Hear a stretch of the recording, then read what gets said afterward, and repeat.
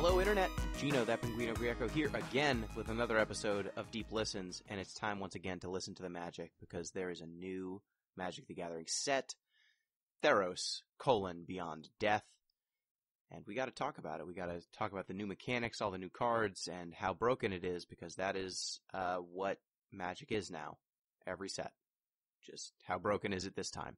And the only way I can diagnose how broken a Magic set is to bring on my magical expert, Kyle Moran. Hello. Hey, Gino. How's it going, man? Good. Pro Tour regular, Kyle Moran. Yeah.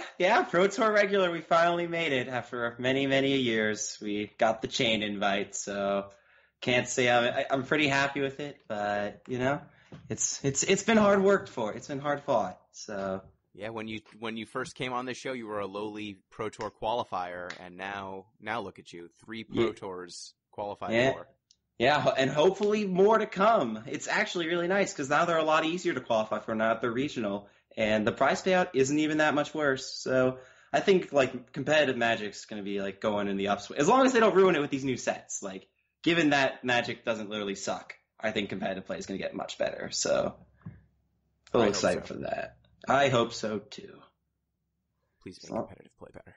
Yeah, like let's just not print Oko. Like I know Oko was like really. Oko did give me an 80% win rate of the Pro Tour against players who were a lot better than me, but like, let's just stop, guys. Let's just stop. Did they have the temerity to not play Oko? Were they fools? 7 out of my 10 matchups were non-Oko decks, and I won. Yeah, I won on most of those. They were not very smart. I don't know. Some guy was like, "I'll make this Grixis control deck," and I'm like, "Dude, you know this card Veil of Summer? It's like kind of good." Yeah. In true Kyle fashion, you played the deck that was going to get banned, and it did well. Hooray! It got banned, and just got banned in Modern. It's gone. Oko, we did, boys. Oko's no more. It's going to be banned in Legacy. It's great. You know. Oh man, Oko. There's a lot of podcasts. When I look back on the podcasts that we've done, I think we've done a pretty good job of actually hitting the cards that are the most broken, or at least we usually hit on at least 1 or 2 of them. Yeah. Like, we nailed Expansion Explosion, which isn't, like, bannable, but was very good. Of course not, yeah. You hit Teferi. 3 Fairy. 3 Fairy at the time, Raveler. That card is still insane. Actually, in my opinion, I think the most broken ability of Teferi is being just not good enough to be ban-worthy. So he just gets to stay in. I called out Experimental Frenzy as one of my sleeper cards. Yeah, it was quite good at the time. Not so much anymore, but it was very good. Was above curve. We called out last time Oko and Gilded Goose. You got to pick first, so you got to pick Oko. Yeah. No, I'm sure you would have picked Oko. That was like it was so funny. I remember reading that card for the first time. Like this kind of seems bad, but then I played one match with it, and I'm like, oh my god. Oh my god. Did they actually just print this card? What fools. What fools. Dude, what does playtesting do? Like, honestly. I called out Lotus Field in 20. Yeah, that card's seen play. The Pioneer, like, Ral, Lotus, stupid. I don't know. The deck's fine, but it's very dumb. But the Ral Lotus Field deck. Yeah, I know, like, but weird and kind of broken in Modern. Yeah. Pioneer. I think Pioneer's where it shines most, but it's definitely making waves in that format. So let's break it down again. So as in previous times, let's start with the mechanics. We'll go into limited a little bit, and then we'll go to our constructed, both standard and now Pioneer exists. So standard, Pioneer, Modern, standouts. Yeah. And before we do so, just a reminder, if you want to get into touch with the show, you can do so at Deep Listens Pod on Twitter, deeplistens.libsyn.com. We've got our comment sections, and deeplistenspodcast@gmail.com. And you can also support the show, patreon.com/deeplistens. Get into our Discord, ask questions, all sorts of stuff like that. Get in touch with the hosts. So, without further ado, Theros, Beyond Death. It has a lot of mechanics, and it really does. This is yet another set where there are only a handful of mechanics that are actually written down. It has like 4 more if you count the ones where it's basically a returning mechanic, but they didn't keyword it this time. Yep. The Heroic, I think, is the most standout example of those. They literally even hinted it in, was it War of the Spark with like the 2-mana 2/2 haste guy Heroic, and then the Feather, obviously. So they literally hinted at it, and then they just didn't do it. So that was kind of weird. Well, they didn't do it in air quotes. Yeah, I did really appreciate that Heroic is not in the set, but every card that has Heroic is named Hero of Blah. Yeah. They're all named Hero. Yep, we're still on Theros. We still got heroes, you know. Yep, makes Hero sense. of the Pride, Hero of the Winds. Both of them, when you target it with a spell, all your creatures get +1/+0. Yeah, so it's good. Way to go. You keyworded it in the card name instead of on the card itself. Yeah, but I understand that. Like, there's a lot of actual keyword mechanics in this set, totally. as it is. Like, they gotta keep it simple enough where it's like, oh my god, I have to like juggle all these mechanics. Oh my god. Okay. So the first mechanic is returning mechanic, Constellation. Kyle, what does Constellation do? So it's whenever an enchantment enters the battlefield, you do a thing. So one of the most like iconic cards from Journey to Nyx, which is the last set that had Constellation, was Eidolon of Blossoms, which is simple 4-mana 2/2 enchantment creature. Whenever an enchantment enters the battlefield in your control, you draw a card. So it's an enchantress that when it enters, it draws a card. But the thing about this set this time is I'm not sure if it's all of them, but the vast majority of the Constellation cards are not enchantments themselves, which is kind of a departure from how it used to be. I don't know why exactly they did this, but it was an interesting theme that I picked up on. So like the Enchantress this time around, Setessan Champion is an enchantment. The Protein clone that like the 2-mana 1/1 clone that turns into things with enchantments entering is not an enchantment itself. Maybe they thought it was too good and they had to like nerf it, but you know, anyone could be anything. I think that it's just that in this set they're going limited went from a 3-set limited to a single set limited, and so by trying to make the enchantment matters mechanic happen in the third set of a 3-set block, if you wanted it to show up in limited, you had to put it at common, and you had to make it really pop. You had to make it powerful if you wanted anyone to do it, because everything in the previous sets was all about heroic and monstrous, and all of a sudden in the third set it's like, but what if all are enchantments? What if that's what mattered? Yeah, that makes sense. Especially because like Eldraine had like a minor enchantment theme in blue-white coming in, so like there was a little bit of like kind of easing up the waters for it a little bit, if you will. So that makes sense. I like it though. It's definitely less represented this time around as it was in Journey to Nyx, as I think you point out, really good reason. But you know, it's there. Enchantments. We're in Theros. They're enchantments. No surprise there. So the second returning mechanic, also returning from Theros, is Devotion. Kyle, what is Devotion? Yeah, so Devotion it's basically like a count on your mana sources. So like you look at all the permanents of cards you have in play, and you count, and your Devotion is to a color, I should say. And your Devotion to that color is equal to the amount of mana pips of that color that you have. So like if you just have let's say you just have a Tempest Djinn in play, that's for like creatures, and you have like 5 islands and a Tempest Djinn. That means your Devotion to blue would be 3 because your Tempest Djinn has 3 mana pips on it. And we have a Cycle of Gods that came back this time around that it's the same thing in Last Theros. They care about if your Devotion is 5 or less, including themselves. They become overstated, broken creatures, but obviously it's hard to do that. So, you know, you get benefit for more Devotion. It's kind of like snowball-y. You can make mana with it last time with Nykthos, and you can make mana this time with Nyx Lotus. So, you know, feels very similar, but a little different. Yep. Some overlap.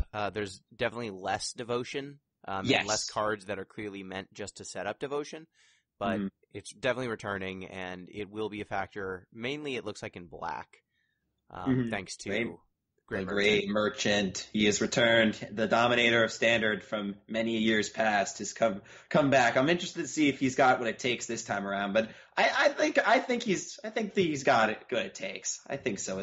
Between like Castle Lochthwain and the crazy good mono black cards we have already, like Great Merchant, like it carried the mono black deck last time, but now I think it can just be like another piece of the mono black deck, which would be really, really Standard solid. has gotten more powerful.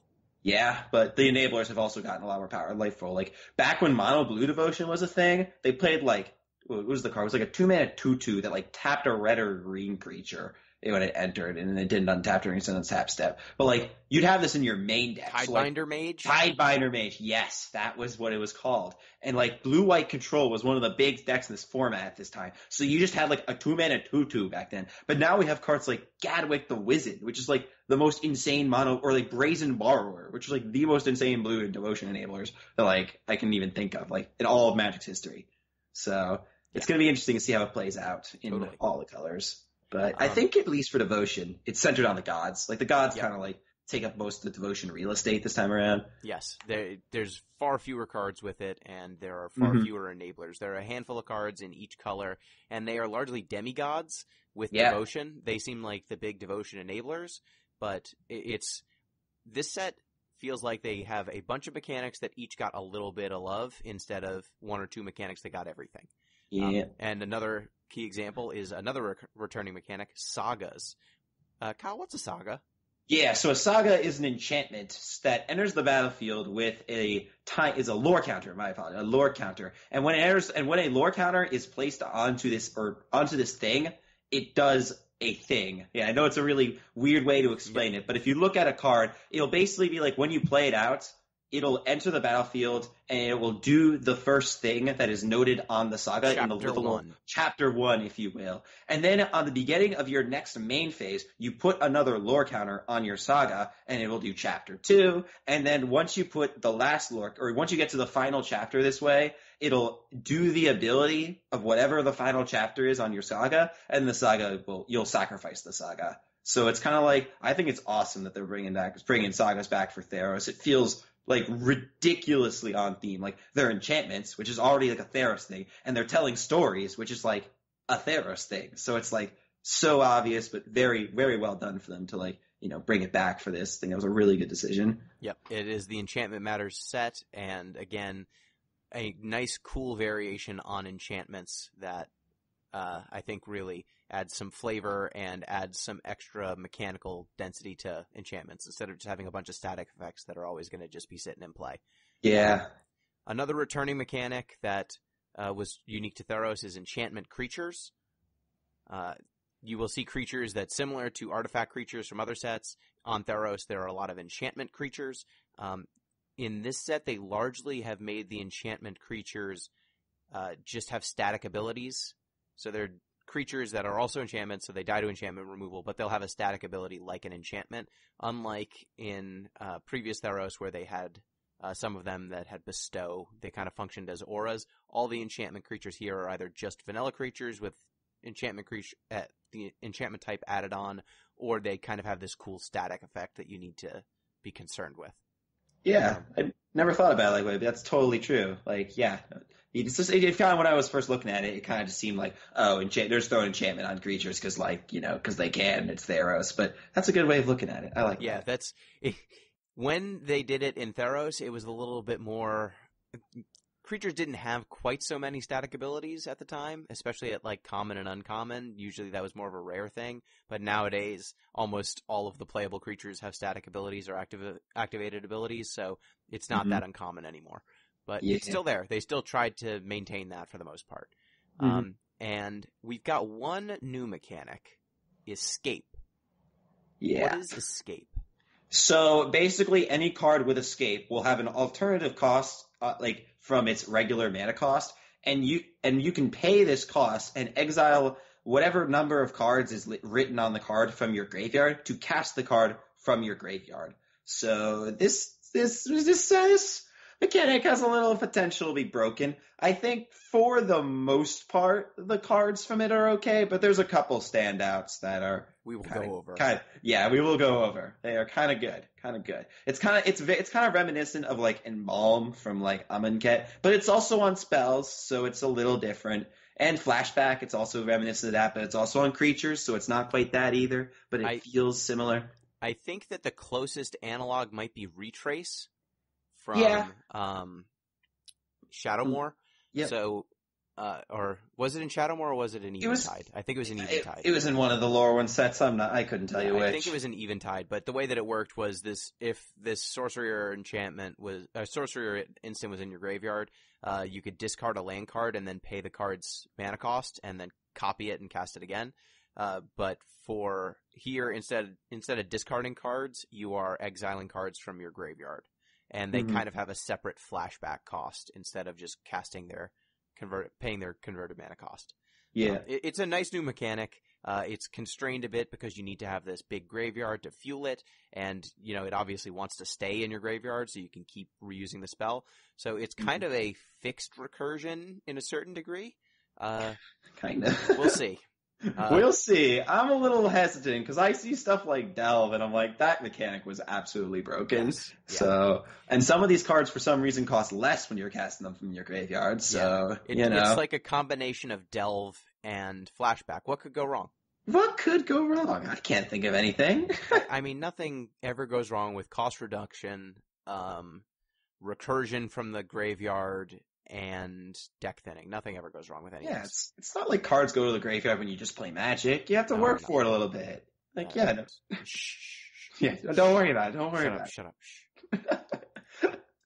Okay, so each of these new mechanics, I think, are all going to see at least some play, and they'll definitely all see play in Limited. So let's go over some of the Limited archetypes here.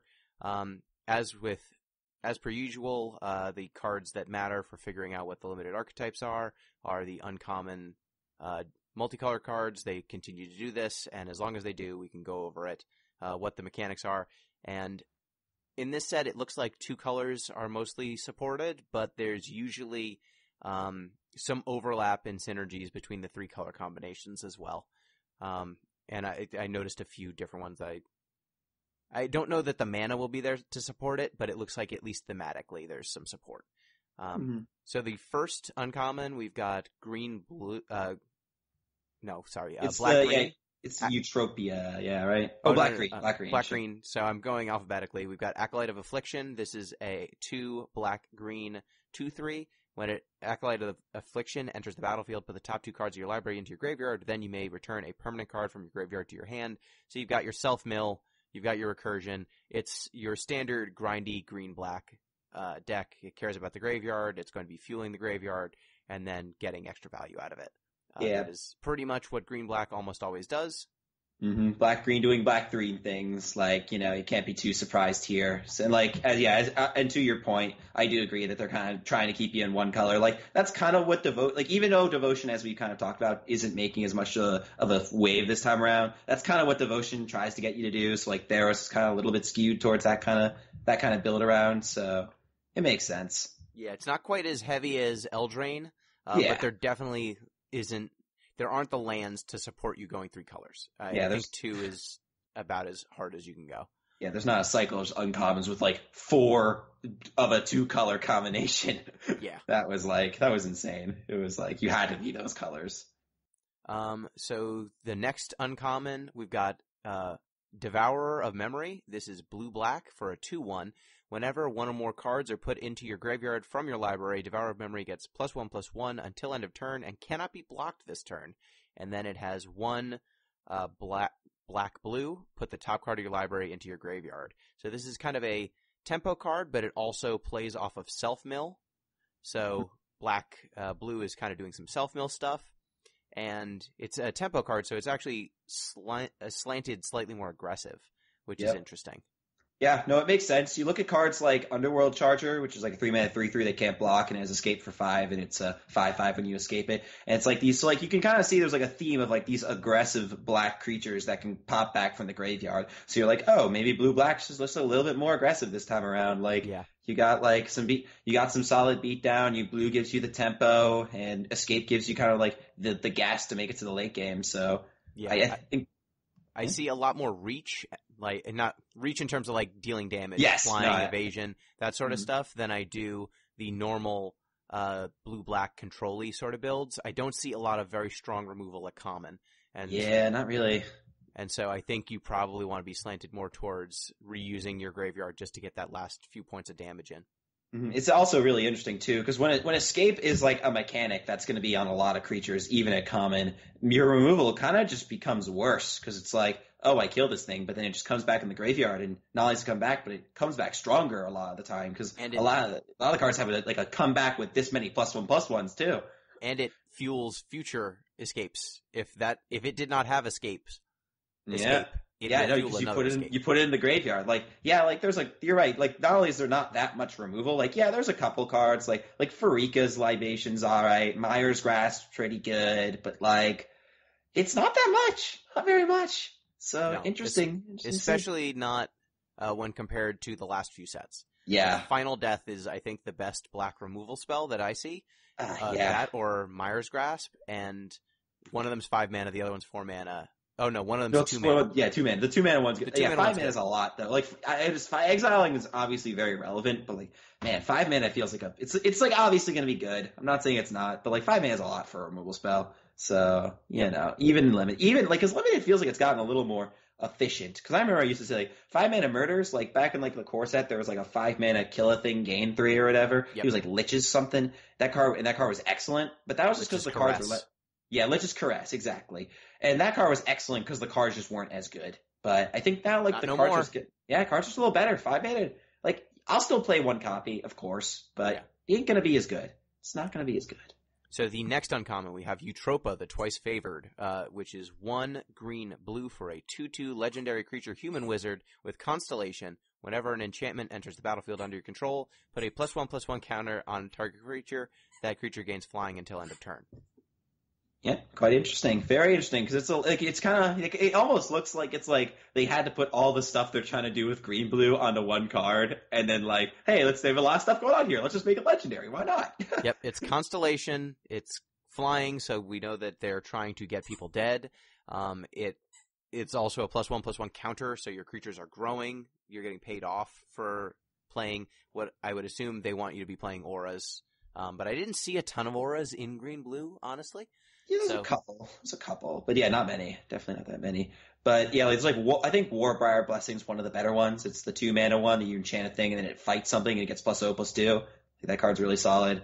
Yeah, but I think that's the one. That's literally that might be the one. Yeah, that's the one you want. All the other ones that I saw did not seem to be either they were uncommon or they were they didn't do enough.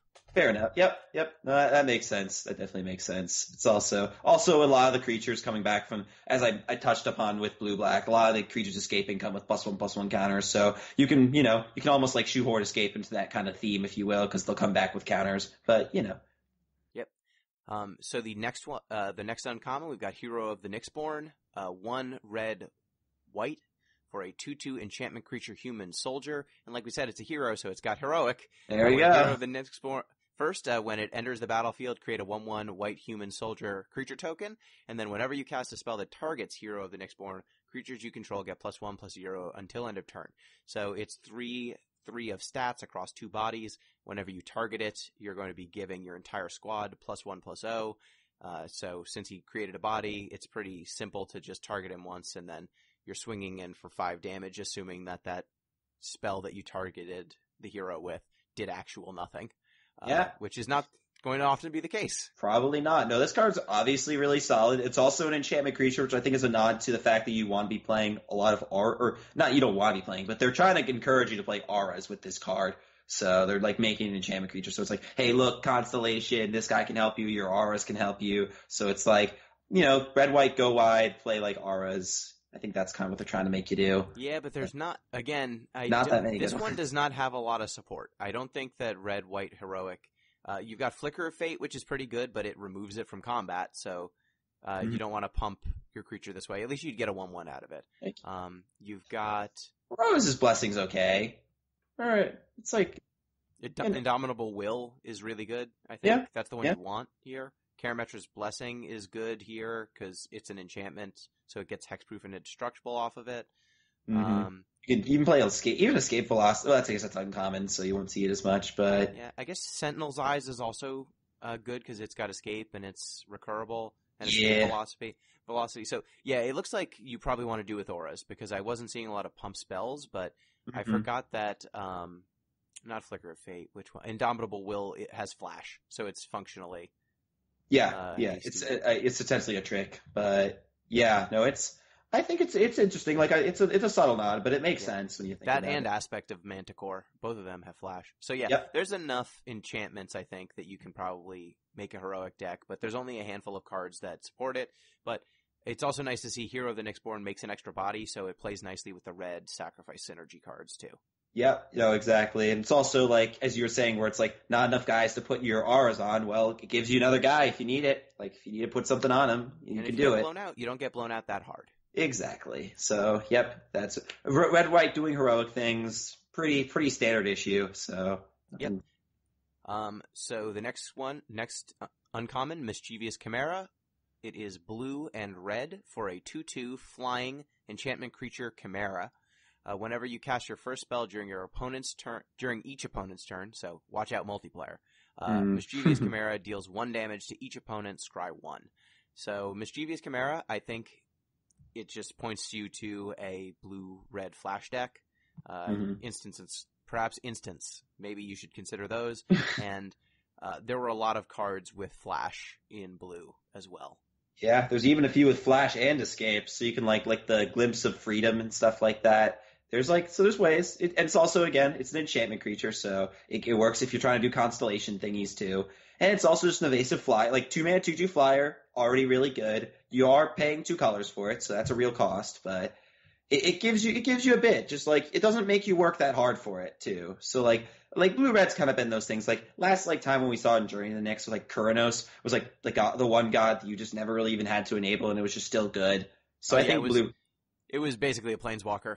Yeah, basically was an indestructible planeswalker that you couldn't kill, but which it was really good. But so I think blue red this time around is fairly similar, where it's like, yeah, you can do this instant thing, and you'll give you a little extra for it, but we're still just giving you like a good and efficient body for a good efficient cost, and you can just like do that. So yeah, it's one of the better uncommons, I think, just because even if you don't try or don't care, it's so hard for one of its synergies to not pay you off.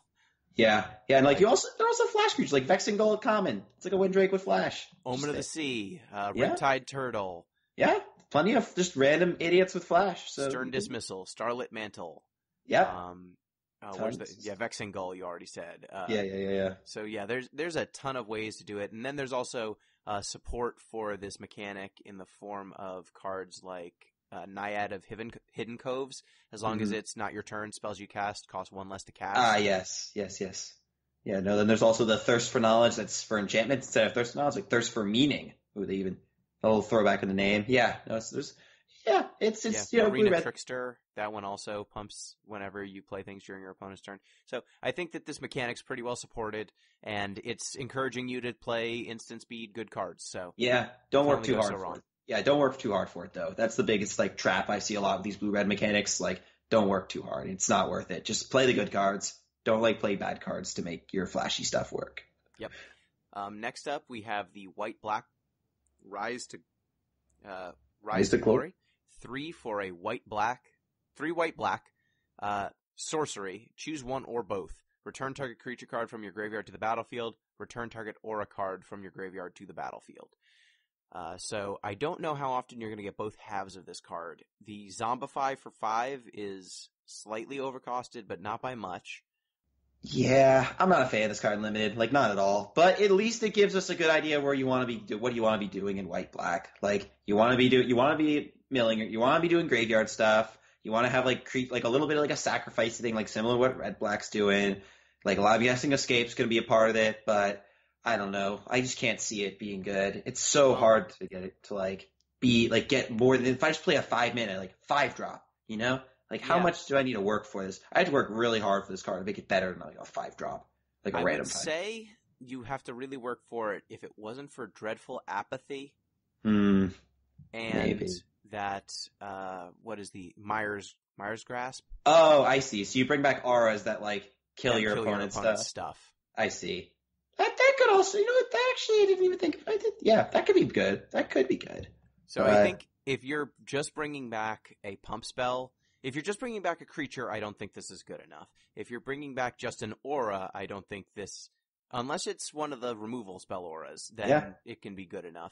If you're getting a removal spell aura and a good creature, I think you're getting paid off pretty well. Yeah. And there are 2 really good auras in black and white that you would just play anyway, and that die anyway. Like they just, you can cause, what is the Dreadful Apathy to just kill itself? Yeah, exile the creature and then exile the creature. So you can make it go to the graveyard, and Myers Grasp will often kill the creature when you put it on. So I think you've got a better chance. This is the color combination, so it's a good fit. Agreed. You might have to do a little bit of work for it, but it's less than you think, and the payoff I think is pretty darn high. Yeah, there's also like other stuff that like uncommon that aren't as good as the ones you mentioned, like Inevitable End and Heliod's Punishment can also kind of fill that niche as well. So Totally. yeah, no, I see it. I see it. That makes sense. But yeah, you got to work for it. This one doesn't give it. Like we were just talking about the blue red one, where it's like you don't have to work for it. This is like the opposite. You got to work for this one. Yeah, and if you're playing with some escape synergies and things like that, there's an inherent tension in Rise to Glory because you want to leave your best stuff in the graveyard to be risen. Yeah. So you can't just treat your graveyard as 100% a resource, just fuel for escape. Yeah. Next uncommon, we have Siona, Captain of the Peleus. Peleus? Yeah, it's like a Greek word, I'm guessing. I don't really know, but it's like Peleus. I don't know. Peleus. She costs 1 green, white for a 2/2 legendary creature, human soldier. When Siona enters the battlefield, look at the top 7 cards of your library. You may reveal an aura card from among them and put it into your hand. Put the rest on the bottom of your library in a random order. Whenever an aura you control becomes attached to a creature you control, create a 1/1 white human soldier creature token. This card, I feel, has less support than most of them. Yeah, maybe, but like this one really impresses me though, because like digging 7 is a lot, especially in a limited deck. That's like a fifth of your whole deck. So like you're almost certainly gonna find like an aura, and even if you like let's say you find like something like a dreadful or what was it dreadful? It's like the pacifism dreadful apathy you were talking about. Even if you find something like that, which yes, like you are attaching that to your creature, so you're not gonna get the 1/1. But if I have a 3/3 that just gets me a pacifism and puts it into my hand, that's awesome. Totally. I'm a huge fan of that. My problem with it is not that drawing one, like if you have enough dreadful apathies, that's great. At common, what I'm seeing in terms of hits in its colors, we have dreadful apathy. In the Indomitable Will. Okay. Heliod's Punishment is uncommon. Common. Got it. Okay. Indomitable Will. Sentinel's Eyes. Yeah, it's not a ton, I guess. And then in green, we have Warbriar Blessing's a good one. Warbriar Blessing. But the ones of those that are good, Dreadful Apathy and Warbriar Blessing are good in any green deck and any white deck, so I think you'll be fighting over them. Yeah. So it's kind of tough when a card is requiring, like the build around nature of it encompasses some cards that are just generically good. You want some cards that you want but no one else does so that they're available for you. And in white and green, I think the only auras I really want to play, if I'm just trying to value someone out, are those two. I think that Indomitable Will is totally solid and I'd play it. And at uncommon, you've got a few more options, like you said.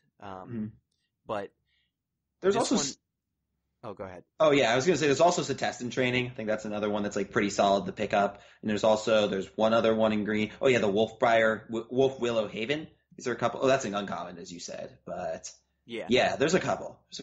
There's a couple. I just think it requires the ones we've mentioned before. I don't think require specific cards. Like you can mostly get by with anything that says instant on it, or any creature can be brought back by the white blue. Not the white blue, the white black uncommon. Acolyte of Affliction doesn't care, just have a permanent in the graveyard.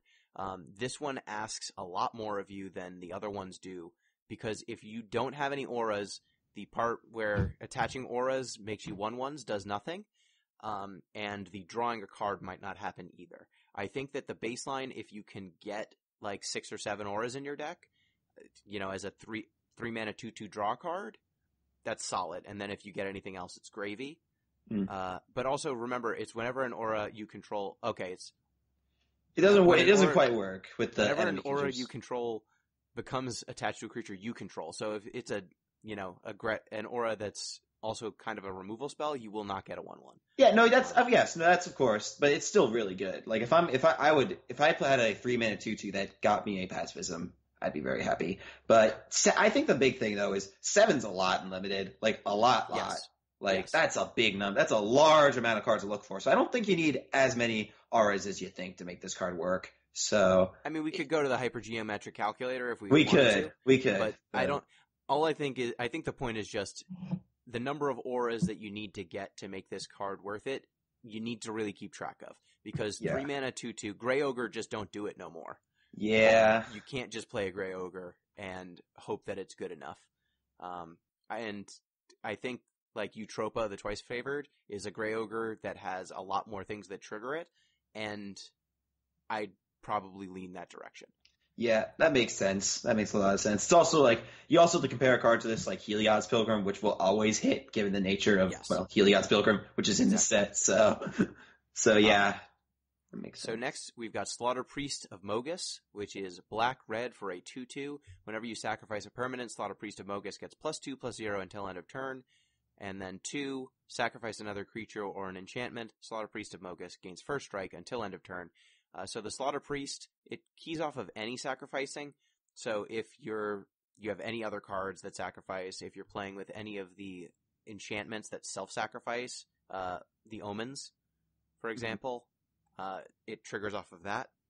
Mm-hmm. But it has only 2 toughness. So if you're not getting that first strike, this card just dies to most normal creatures that people play in Limited. Yeah, it's definitely not a builder. Like it's a role player. You can't. This isn't going to be like your big payoff for your deck. That's for sure.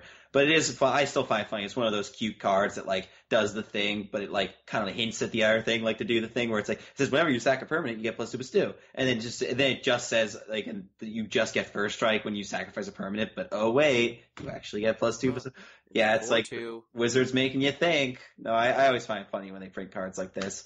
But yeah, no, you're right. It's like also I'd be much more excited if this card was 1 mana in sack, but 2 mana in sack. That's like such a big mana commitment that you can kind of just get blown out. Like even if you like sack like a garbage enchantment, like something that ETB'd and drew a card, or ETB'd and like killed something. Like even if you like aren't down on cards, like if you just like sink your mana into like pumping this thing and then it just gets killed, that's just such a tempo loss. I don't know. Yeah, and I think that this card is at its best when you're on the front foot and your opponent is just getting beaten down.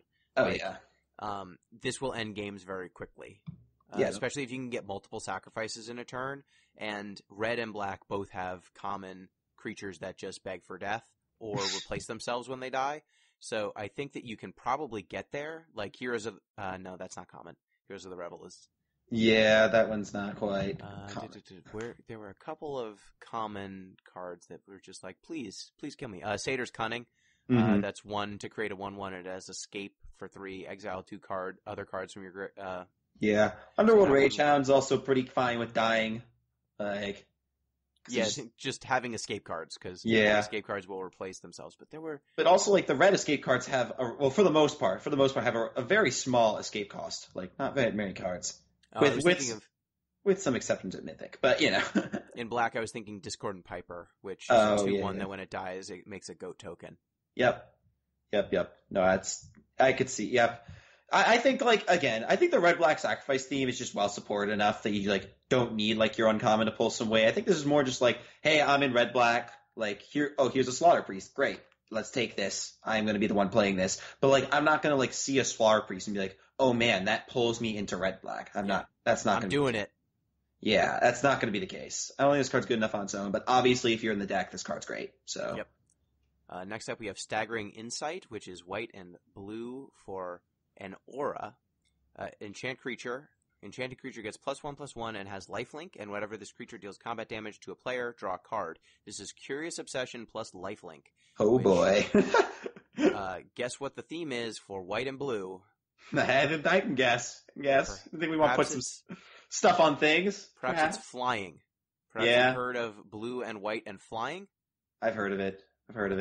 So yet again, I think that here we want to be playing our flying creatures. We want to give them an aura that allows them to get through, and then we're going to get card advantage off of that.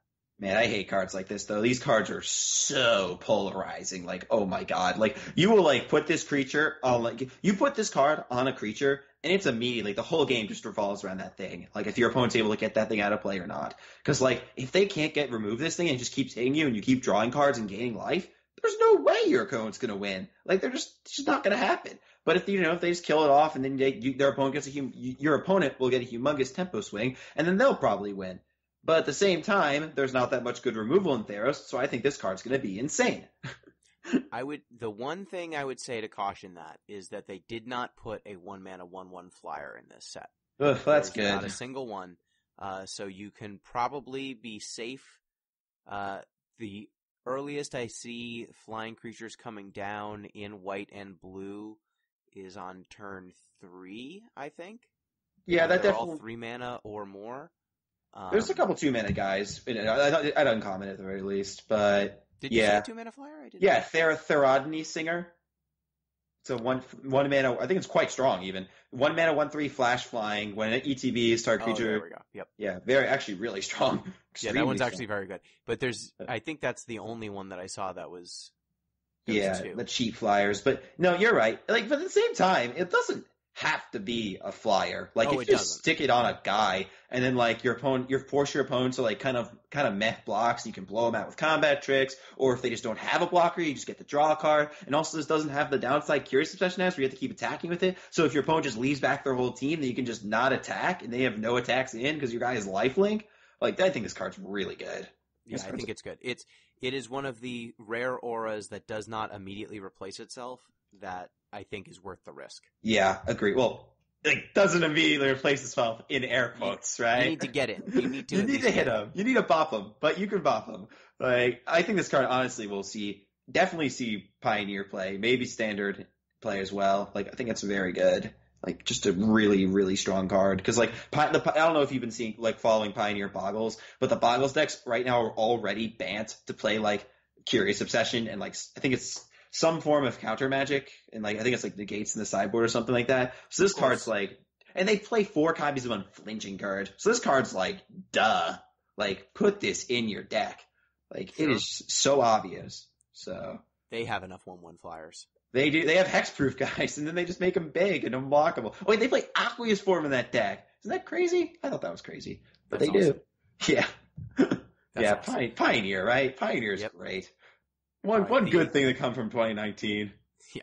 The last uncommon we have is Warden of the Chained, which is 1 red-green for a Minotaur Warrior, 4/4 trample. Warden of the Chained can't attack unless you control another creature with power 4 or greater. It has Ferocious.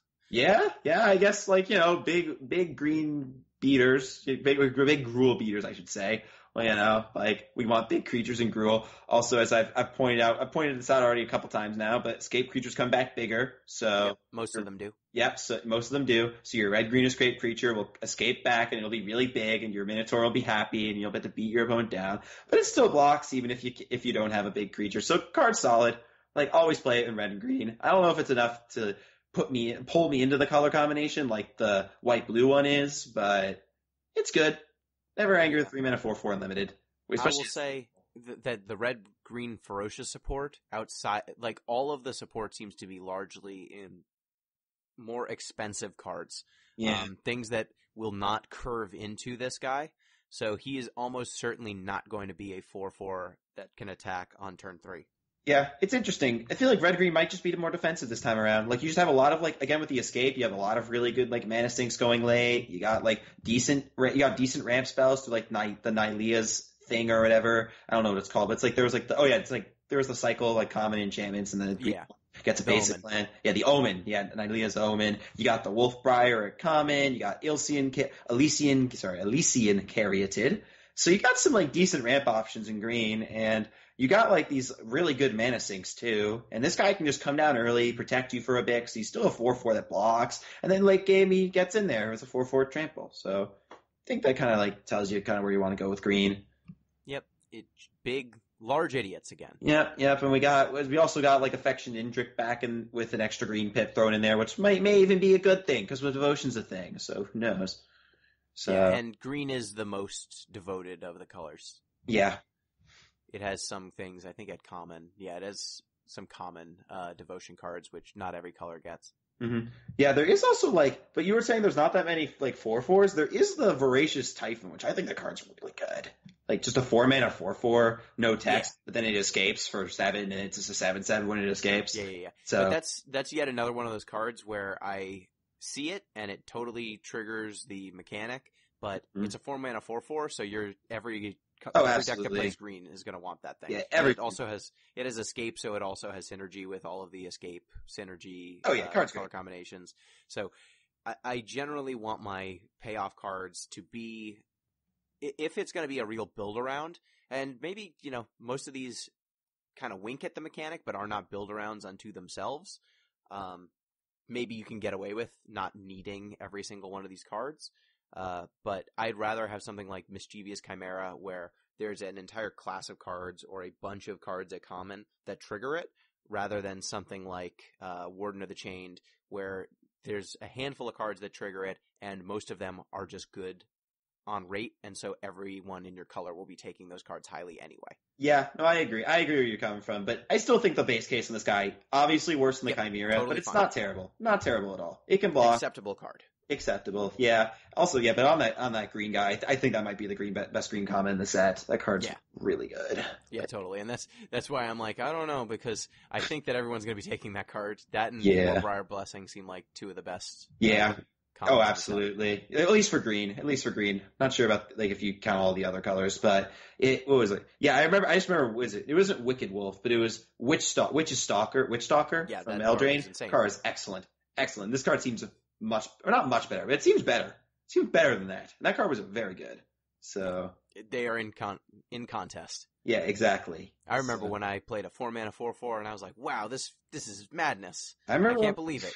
I remember when I went at the Pro Tour, I went turn 1 Gilded Goose, in the turn 2 Make a Food, and turn 3 Witch's Stalker, and turn 4 the cat that draws you cards, and then I still lost because my opponent went Giant Killer into Shepherd of the Flock Giant Killer, and I was like, oh no. I'm like, come on, man, I had my broken jaw, let me win. Come on. Just accept defeat. Yeah, come on. Oh, that was fun. That was funny though. That was really funny. What a crazy time. You just go pack one, pick one Garruk, and you're just like, life's good, man. Life's good. So speaking of Garruk and constructed cards, why don't we turn our attention to the hits and misses of this set that we see? Let's start in standard, because limited, I think we've gone over the mechanics, and almost any of the cards we call out here will probably be good. Most of them will be good in limited as well. So for standard purposes, what do you think is the strongest card in Theros? Man, the strongest card. There's a lot of really good contenders, but I think there's a lot of really good cards. But so this might be when I say this card, there might be a card that's right behind it, but I have to stick to my guns here. I think this isn't just for standard, but I think this card's going to be absurdly strong in standard, so I'm just saying it for standard here. I think the Ox of Agonis is one of the best cards in this set, by a pretty decent margin at the very least. So it's a 5-mana 4/2, ETBs, discard your hand and draw 3 cards. But the money shot here is it has escape for 2 red, but you have to exile 8 cards from your graveyard. And when it escapes, it's a 5/3 instead of a 4/2. So this card on base rate for 5-mana 4/2, and if you have no cards in hand, draw 3 cards, is pretty good. I think it's better than fine. I think it's pretty good. It's 5-mana ancestral. So 5-mana draw 3 is a thing that people have played in standard before. And this also gives you a body. Yeah, and a reasonable one at that. 4/2 is not terrible. It's statted in a way that it trades up, and I like that with cards that come back from the graveyard. That, but then the money is it's not that hard to get 8 cards in your graveyard. And you're not going to be doing broken stuff, broken stuff with this in standard. But you have to build your deck a little bit where you put cards into your graveyard. But once you do, you get a 2-mana 5/3 that ETBs and draws you 3 cards. That's nuts. That's actually insane. There's that is unparalleled levels of value. That is Treasure Cruise levels of value. And that card got banned in every format besides standard. So I think this card is going to be a humongous role player. I think Is It Phoenix, a deck that is almost good enough for a really long time. It's going to put 4 copies of this guy in it, and it's going to be tier 1. That's that was exactly where I was going with it, because the Ox of Agonis, there's a tension with most graveyard synergy decks, but not with Is It Phoenix, because Crackling Drake doesn't care if your instants or sorceries are in your graveyard or in exile. Yeah, dude, he's chill. He don't care. So your Ox of Agonis in that deck, as long as you're exiling anything that isn't a Phoenix, you're probably okay. And 2 mana draw 3 in that deck is the truth. This card needs to be killed on sight. It will kill your opponent. It in 5 attacks or 4 attacks, depending on which version you had. It gives you a bunch of reach. And then once you go into Eternal formats, perhaps you've heard of Dredge. Yeah, heard of that mechanic before. I've heard they play this card called Pyroclasm or whatever. Not Pyroclasm, but it's like the card you discard cards and flashback for 2 red. So they literally play that card. So they already are ready to cast a card for 2 red. And yes, exiling 8 is like a cost, but like... Is it? Right? Like, but you draw 3 cards, and then you draw or dredges, and you just put cards back. It's like, what? What's going on? You refuel the graveyard off of, like, if you just have a Stinkweed Imp and another Dredger in your graveyard when you use this, you can just put 8 back. Yeah, no, that's why, like, obviously that's what I was talking about, where it's like, obviously, like, this card isn't just for Standard, but this card's gonna be a house in Standard, I'm telling you. It's just so good on rate at all points in the game, almost. Like, yes, you have to be playing a deck. You have to build around it a little bit, but it doesn't ask that much from you. It really doesn't. You bring it back once, and it's excellent. So, that's my hot take, if you will. Yes. So my call, if I'm going to call a shot here, is I think Planeswalkers are messed up. Yeah. What else is new? And I think Elspeth, Sun's Nemesis, is particularly messed up. You do? Interesting. So it's 4 for a 5 loyalty Planeswalker, -1 up to 2 target creatures you control each get +2/+1 until end of turn. -2, create 2 1/1 white human soldier creature tokens. -3, you gain 5 life. So the key here is the -2. Oh, I forgot to read. Oh, there's another thing at the bottom here. What is that? Oh, escape. 4 white, exile 4 other cards from your graveyard. Okay, so Elspeth is a Planeswalker that keeps recurring herself. She can use her -2 at least twice before going to the graveyard. Her -1 will kill you very quickly. I think that she is just a control player's nightmare. She's going to keep coming back over and over again. Escape 4 is really reasonable. You're probably going to be able to escape her 2 or 3 times over a long game. And if you're just an aggressive deck, just pumping out 4 bodies and then pumping the squad is probably enough to put someone away. Yeah, no, I see it. It's interesting because it's not like directly like crazy good when you look at it, because it's like I get 2 1/1s and then it dies basically. But it's like a history Bedalia, but worse for 4 mana. But yeah, no, the value could kind of get you there. I'm gonna be interested to see how this one plays out. I'm not smart enough to like say whether or not which way, but you know. I think that the cost of inclusion here is not very high. And the game that it gives you against controlling decks intrinsically. Now, it's possible that because Standard has been so broken, you just go straight over the top of her. Similar to, like, we were talking about Liliana being good in War of the Spark, and it turns out that it didn't. That was not what the game was about. You're right. So Elspeth is a really small ball sort of card. But I think if the metagame starts moving in a more controlling direction, which my follow-up card... which is another one that is not very splashy, but I think is very good, is Shatter the Sky. Oh, is, the Wrath of God? Yeah, 2 white sorcery. Each player who controls a creature with power 4 or greater draws a card, then destroy all creatures. We haven't had a 4 mana destroy all creatures effect in just white in many years. I think Wrath of God might have been the last time, like actual Wrath of God. Day of Judgment, my apologies. Yeah, in Zendikar. Old Zendikar, not the new one, old Zendikar. So the last time we had one that I remember was Supreme Verdict, but it was in 2 colors. That was, Kaya's Wrath if you want to, go. Yeah, and Kaya's Wrath, which is also in 2 colors. So we haven't had a pure white Wrath of God effect in a good long while.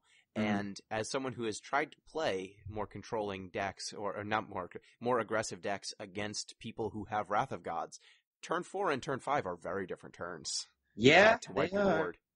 And because of Shadow the Sky and its synergy with all of the gods, because every single god is power 4 or greater, it also has synergy with Gideon. Yeah, Gideon Blackblade loves this card, because not only does it like draw you a card, but Gideon can also protect another one of your creatures from the Wrath. Yep. So Gideon's all over that card. So it looks like a drawback, the drawing a card, but it's actually you can trigger it yourself as the white player. Yeah, and now you can be white X, whatever the X is. Yep. I think that if you can draw a card off this card, and if you have a Gideon or something like that in play, or a Heliod or something like that, I think this card's excellent. Like, you don't even care if your opponent draws a card if you want to draw one too. Like, if each player draws a card, just draw all creatures. That's a really good effect. Like, there's no if, and, or but about that. But one of the interesting things though about Elspeth, I was thinking, is the only thing that holds me back from saying it's really good is it just gets answered by Questing Beast so efficiently. And if that card sees play, I can't imagine Elspeth sees that much play. Oh yeah, I think that Questo is a problem for Elspeth. So yeah, she might be kept in check, but I think that card it doesn't look super impressive at first glance, but it is recurring. The gaining 5 life is also no slouch. Not at all. So make 2 creatures gain 5 life, then cast it again. Make 2 creatures gain 5 life. It's just the recursion. You haven't had a planeswalker that just recurs like this, all by itself before. And I think that I'm gonna err on the side of this card is strong and probably a problem, at least in standard. I can't imagine going to see a ton of play outside. What's a second card that you want to call out? So for just objectively really powerful, or sleeper, or let's go one more objectively really powerful, and then we can go to sleeper, and then we can go to other formats. So just for standard, objectively really powerful.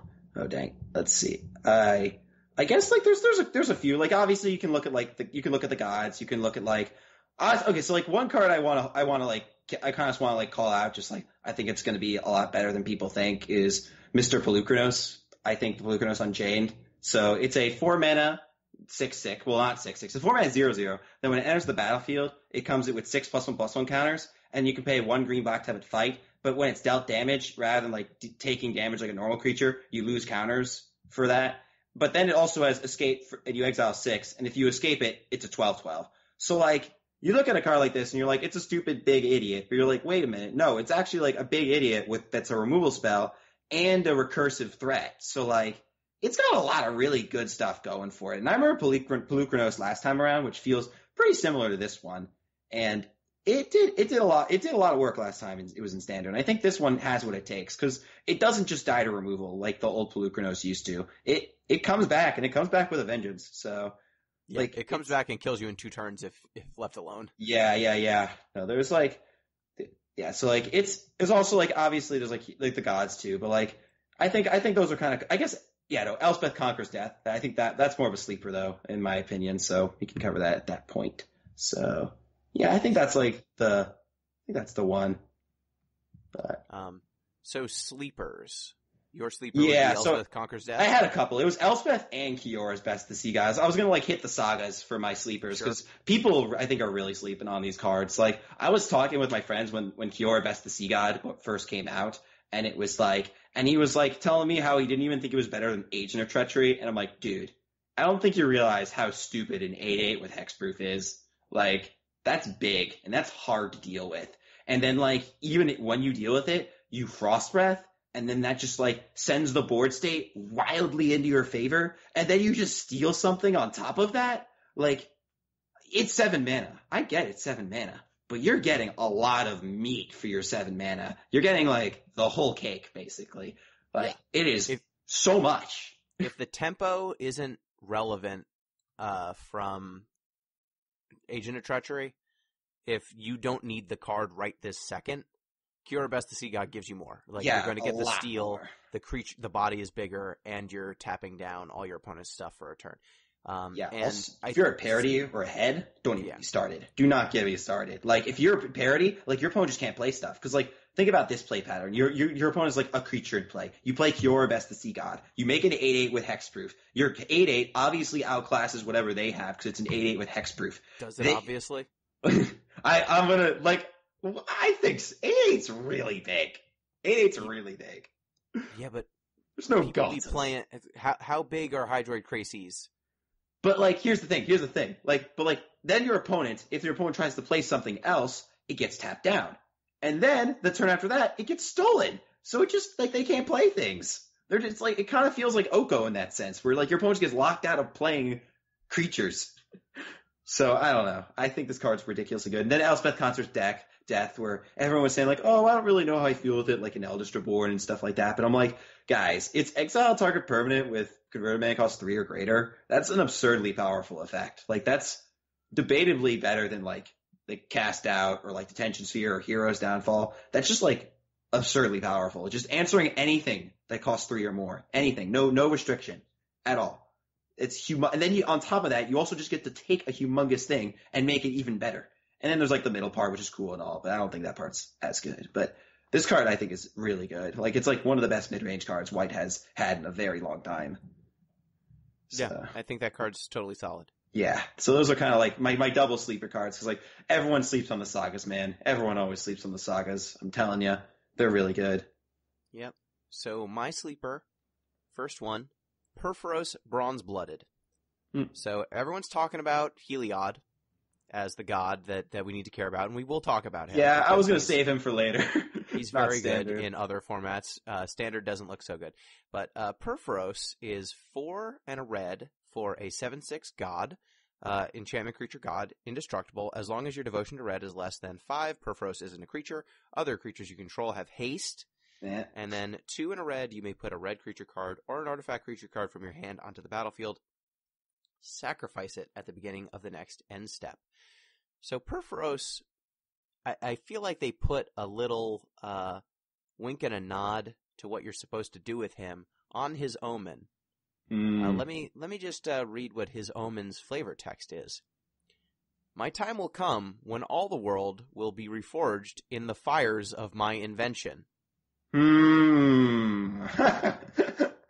Big brain wizards.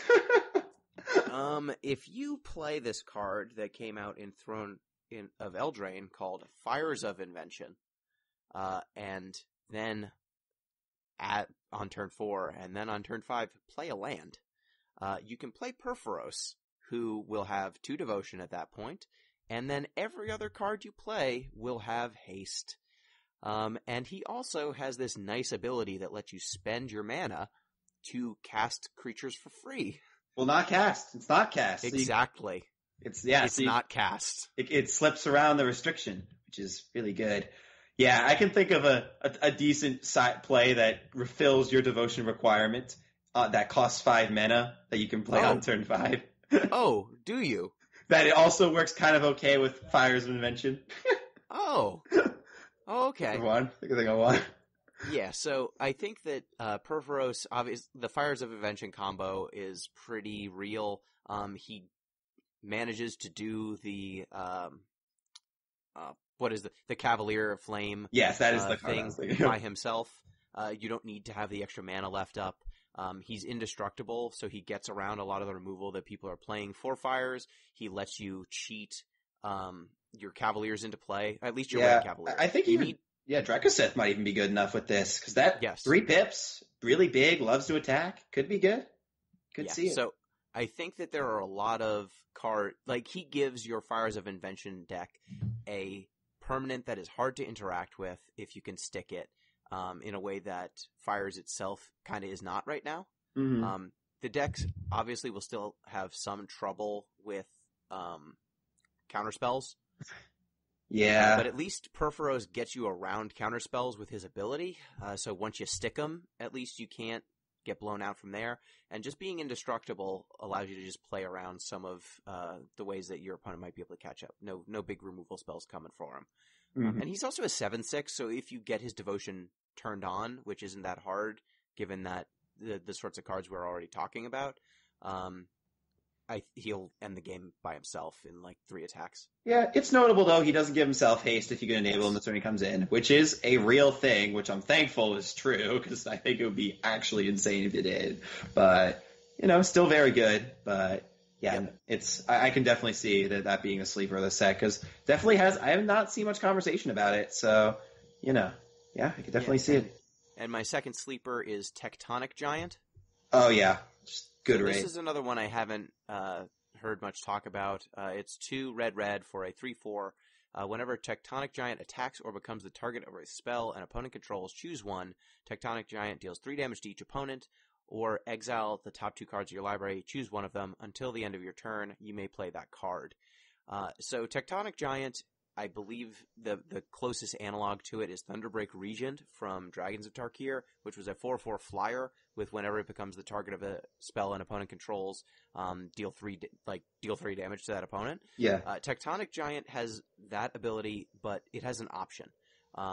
If your opponent targets it, you can bolt them if bolting them is important, or you can basically exile the top 2 and then choose one. So you get selection on the card that replaces it, and it's until the end of your next turn. So if your opponent does it on your turn, then you really have a short window to cast Well, no, it's the end of your next turn, so you get your next the turn after, too. You still have the turn after. So it's actually a pretty good window, but... Yeah. Yeah. So if they kill it on their turn, you get to cast the spell on your turn. And this obviously snowballs. So as it attacks as a 3/4, but it can attack as a 6/4 where 3 of the damage is unblockable. It also can just draw you cards and continue to snowball that way. So I think that this card just has a very low downside. The only big problem I could see with it is that 3/4, just the stats aren't that incredible anymore, funny as that is. Yeah. Yeah. But it has the ability at 4 mana to snowball pretty hard. It plays nicely with other red cards, like, say, for example, Torbrand. Each instance of damage is separate, so you would deal 10 damage if Tectonic Giant got through unblocked with a Torbrand in play. Oh, boy. Yeah, that's true. That is true. But, yeah, no, it just rates. Like, yeah, this card is just rates the card, so you can't really argue with rates, so I'm with you there. I don't know how much play it'll see, but if you just need like a 4-drop in red, honestly, I could just see this being better than something like Sphinx or the whatever in Fires and Invention decks. Like, in like the Jeskai Fire, or I don't even know if Jeskai Fires will exist in its current iteration going forward. I don't know if you need white anymore, but we'll see. Yeah, we'll see. We'll see. It might just be red Fires, and you could play this card in red Fires, because I know that deck might have it kind of wants to draw cards, and also this card plays pretty decently with Perforos, because, you get the trigger from attacking, so... And now you get Storm's Wrath, so you can just deal 4 damage to each creature and each planeswalker, so maybe you don't necessarily need Clarion anymore, but we'll see. Yeah, speaking of rates, though, there was one card I almost forgot to mention, but I feel like it would be really poor if I didn't, though, because I feel like this card's just going to see a lot of play. Woe Strider. So it's like I just was looking at the set. I'm like, I literally picked out this card, but then I forgot. And I'm like, oh wait, no, this card's really good. So 3 mana, 3/2, ETB, make a no wake goat, sacrifice another creature, scry 1, has escape for 5, and when you exile 4 cards to do so, and then when it comes back, it's a 5/4 round to 3/2. So it's just really good rates. Like, this card, not only is it really good rates, but also Jund Food was already like a deck in Standard, and it played like Mayhem Devil, and it wanted you like sacrificing things and stuff like that. And the Red-Black Sacrifice with like Priest of the Forgotten Gods was also a deck. This card is just really good in those decks. Like, really, really good.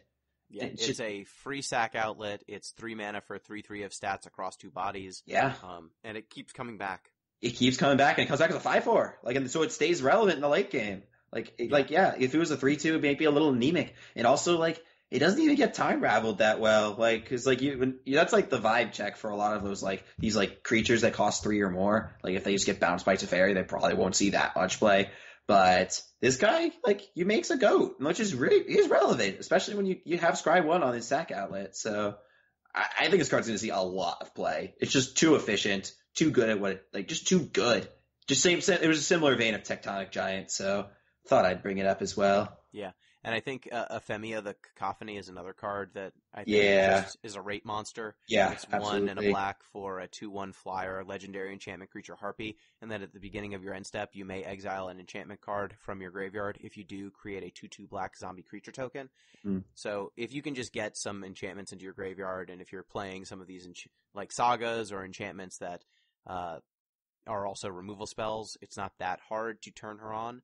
And she does trigger the first turn she's in play. So she can just start spiraling, making 2/2 zombies every single turn with not that much investment. Yeah, so you gotta do a little work. You gotta do a little. Not too much, but a little bit. It's not nothing, but when the downside is 2 mana, 2/1 flyer. Exactly. No, I'm with you. I'm with you. No, I'm totally with you. Okay, so I think let's go on to Eternal formats. Yep. So what do you think is the best card for Pioneer? Well, I'm going to take the easy. I'm going to take the easy out here. Sorry, Gino. I'm going to take the easy one. I'm going to say Heliod. I'm going to guess Heliod. I'm going to go out on a limb here. Heliod, the Sun Crown. So obviously it's okay. So it's a 3-mana 5/5, but it's a god, so it's not actually a 5/5. With indestructible, your devotion to white has to be 5 if you want to actually be a 5/5 indestructible. And then whenever you gain life, put a +1/+1 counter on target creature and enchantment you control, and it has 1 and a white, so another target creature gains lifelink until end of turn. So obviously, like, you look at this card and you're like, it's a 3-mana god, 5/5. We've seen this with Thassa before. Really good rates. It can put counters on stuff for gaining life, and white likes to do that. And it can put counters on itself since it's target creature enchantment. But oh wait, Walking Ballista just kills you, huh? That's pretty good, huh? So we can just play like this good god, this really well like statted god with a good ability, and then we can play Walking Ballista, which is just a good card, and then we have a Splinter Twin combo, huh? Alright, Wizards, we did it again. What's going on? I don't know. Is this magic? Why do we keep getting 2-card combos that just kill you? On turn 4. Why do we keep doing this? Why do we keep doing this, Wizards? Wizards, come on now. I don't know, man. Like, for what it's worth, I don't think it's as good as Saheeli Felidar, because you gotta work a little bit for it to be a turn 4 kill. Like, you have to have like a Radiant Fountain stuck in there, or you have to have like a Gideon in play or something like that, or you have to do like a little something or others. So it's not just like, here's my Saheeli, here's my Felidar Guardian, here's a million kitties, you're dead. So you gotta do a little work for it. But it's a turn 5 kill easy, and it ignores the combat phase. It does ignore the combat phase, but I feel like the only the only relevant thing about that is like fogs, right? Like, I don't know how else you get blown out in combat.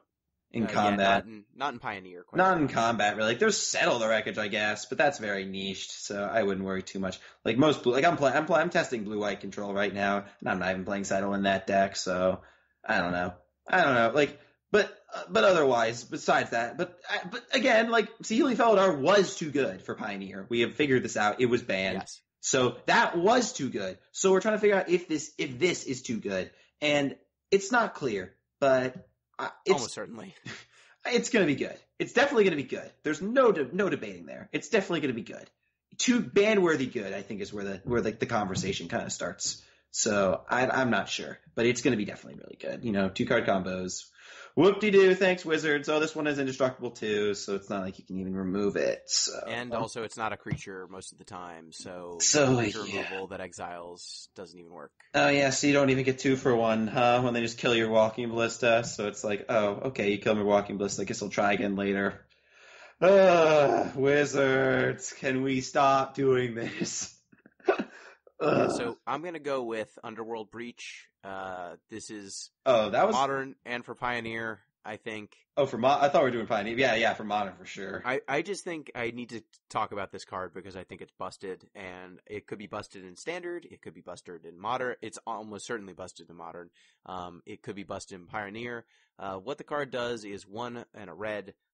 For an enchantment, each non-land card in your graveyard has escape. The escape cost is equal to the card's converted mana cost, plus exile 3 other cards from your graveyard, and then at the beginning of your end step, sacrifice Underworld Breach.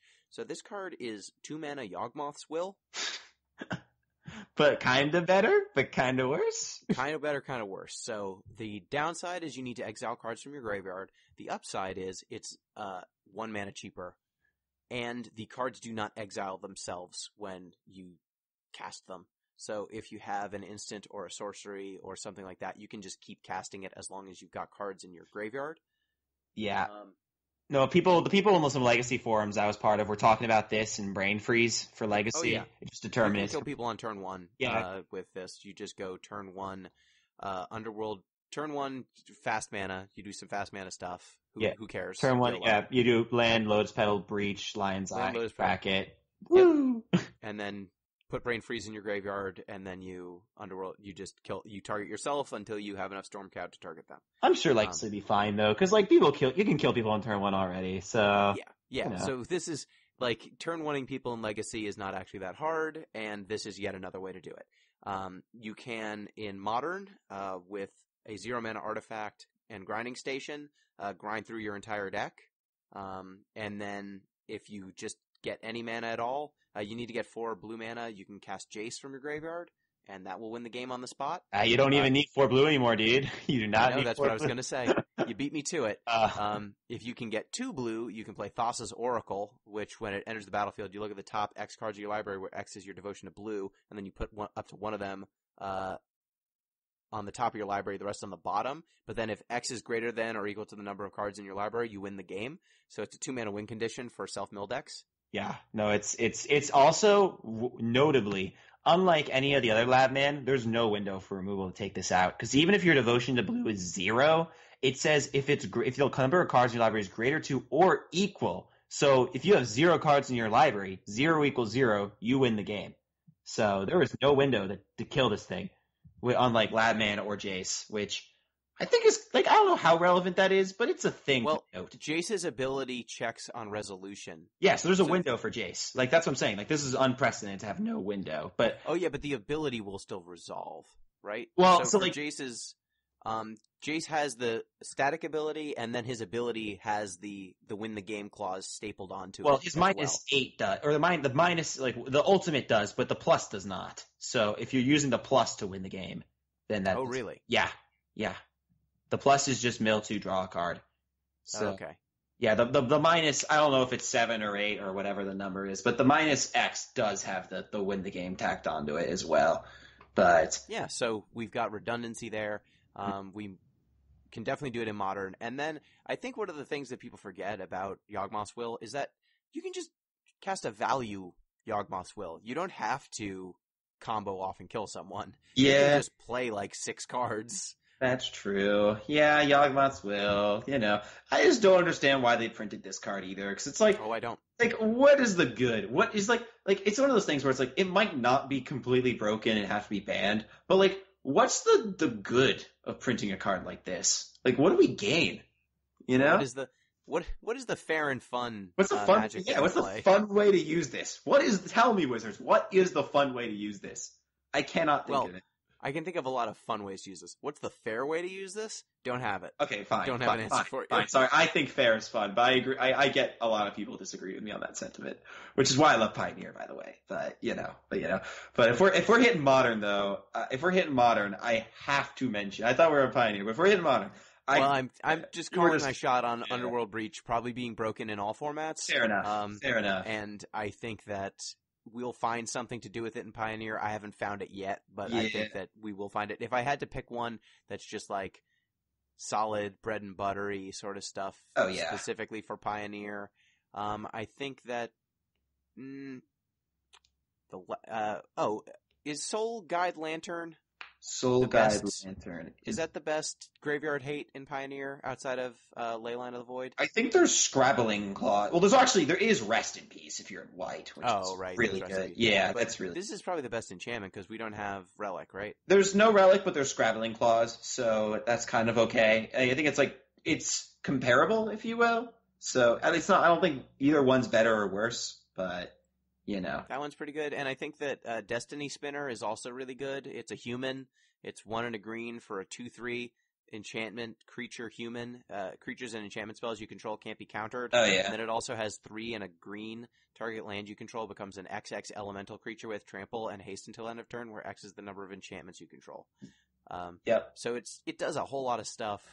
For no cost, it's a 2-mana 2/3. Mm-hmm. Yeah, no, I think there's a lot of cards in Theros that are just going to be good role players, and I think this is one of those. Where I remember one of the guys I was playing Legacy who plays Green White Enchantress was over the moon when he saw this card. He's like, "Wow, this is actually just incredible." I'm like, yeah, dude, 2-mana 2/3 your enchantments can't be countered. Seems really good. Seems very good. Legacy especially. There was also Arasta, play against Is It Phoenix and drop an Arasta. Good luck, buddy. See how that one goes. Don't think it'll end. Which one is Arasta? It's the 4-mana 3/5 with reach that whenever your opponent casts an instant or sorcery spell, you get a 1/2 spider with reach. So it's in green, obviously, because why wouldn't it be? But yeah, good luck, Phoenix. Good luck. Just the most hateful anti-Phoenix card. Yeah, it's you brought back a Phoenix. We'll trade with one of my spiders. Okay. You want to keep bringing them back? Oh. Mm-hmm. Good luck. Oh, you have a young Pyromancer. Oh, that makes 1/1s. Oh, sorry, buddy. Oh, yeah. No, so there's tons of role players. I'm totally with you on that. But yeah, So Modern, yeah. what did you think? Oh, yeah. No, I have a windmill slam here for Modern. This card, I'm like, when I saw this card, I'm just like, Wizards. Wizards, can we just stop? Can we please just stop? So the card I'm talking about is Dryad of the Elysian Grove. So it's a 3-mana 2/4 in green, because, green, it's obviously, why wouldn't it be green? So 3-mana 2/4. You may play an additional, it's also an enchantment creature for whatever that's worth. You may play an additional land on each of your turns, and lands you control are every basic land type in addition to their other types. So yeah, you heard this card Primeval Titan and like Scape Shift, these like really stupid, really consistent like Valakut decks and Field of the Dead garbage. So now you can just play Valakut and Field of the Dead at the same time, even easier. And this is an Explorer as well, and it's a 2/4, so it doesn't die to Bolt, and it only costs 1 green, so it's easy to splash. Oh, it just makes me so sad. Those decks played Azusa Lost, but oh yeah, they did. Oh yeah. Oh, this card's a lot better than Azusa, dude. Oh man, this card bums me out. This card bums me out so much because I hate those kind of decks, and seeing them get such a powerful tool. Like, it could have easily just said, lands you control, have tap, add 1 mana of any color to your mana pool. Like, they could have easily done that, like Chromatic Lantern or something like that. And the card still would have been good, and it still would have done all the fair things. Functioned the same way. Yeah, it would have functioned the same way, would have done all the fair things that the fair people would have done with it. But why? Why must it have every basic land type? I don't understand. It just bums me out, dude. Why not Valakut as well? Whatever you were doing before, now you're also Valakutting. Because, like, they were playing, like, Prismatic Omen, which was the old card used to play in this, which was just, like, the second line of text in this card. That was just the 2-mana enchantment.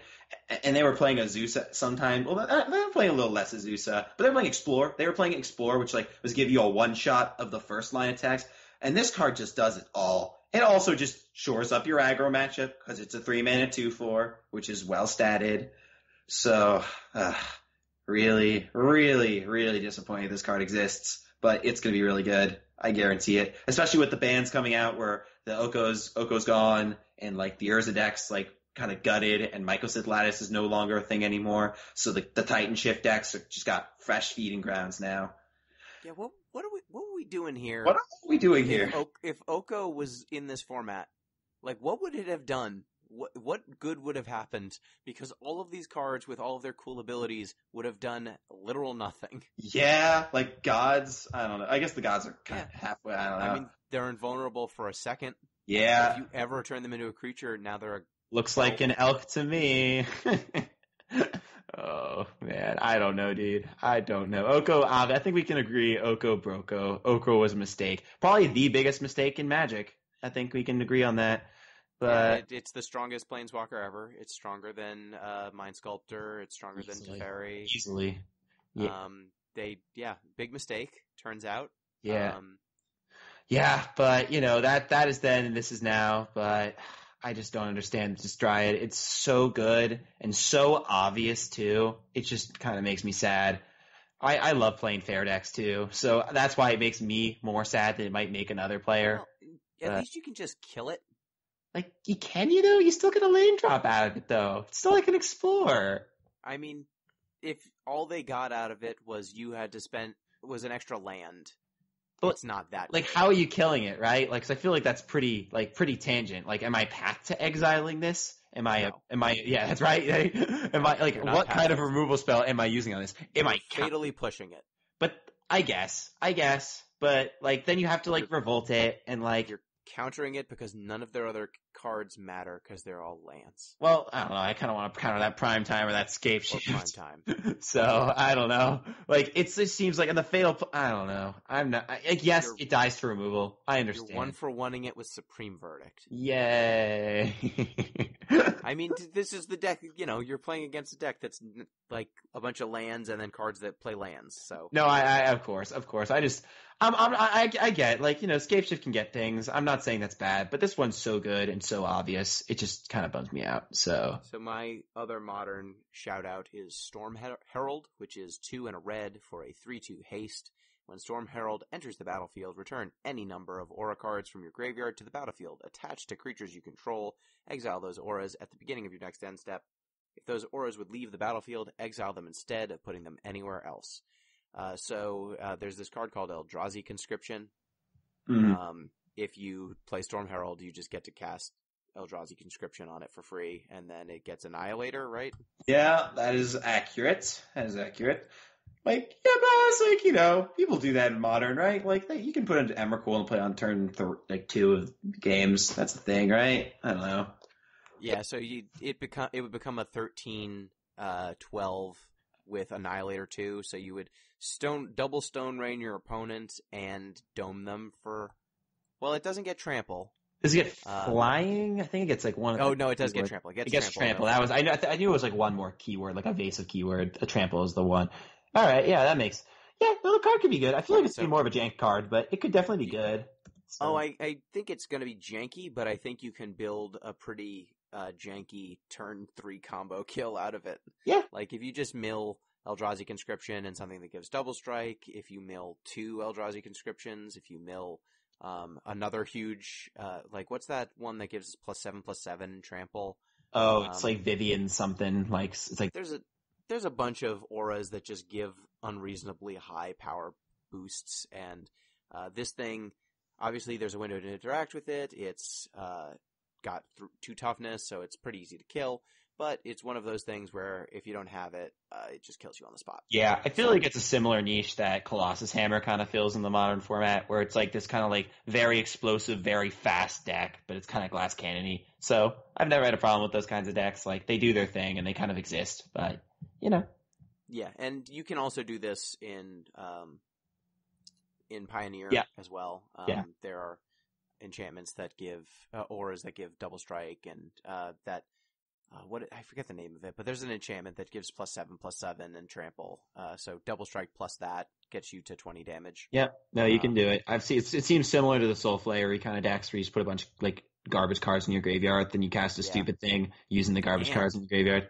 Wanna go next level, one step beyond into an even stupider realm? Oh boy, I'm ready.